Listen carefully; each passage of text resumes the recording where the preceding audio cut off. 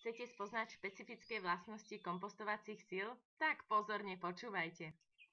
Obľúbené kompostovacie silá sú optimálne pre väčšinu štandardných alebo väčších záhrad.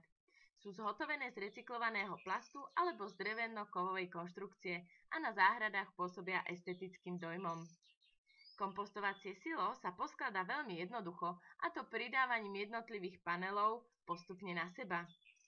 Momentálne staviame 900-litrové silo. Podobné sú aj drevené kompostovacie silá, i keď s menšími rozdielmi.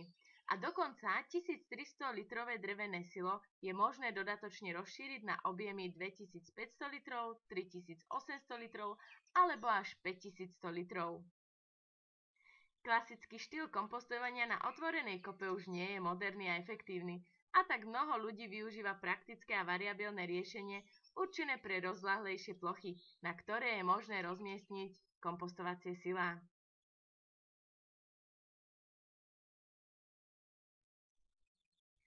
Bioodpad ako tráva, lístie, zeleninové a ovocné šupky vkladáme do kompostovacieho sila z vrchnej časti.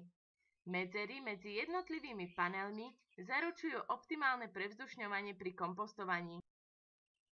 Materiál je naozaj pevný a hrubý, čo zabezpečuje odolnosť voči zlomeniu, prasknutiu alebo náročnejšej manipulácii, a taktiež aj podporuje celkovú stabilitu sila. Spájanie jednotlivých panelov je veľmi praktické, čiže kompostovacie silo sa nielen jednoducho zloží, ale aj rozloží.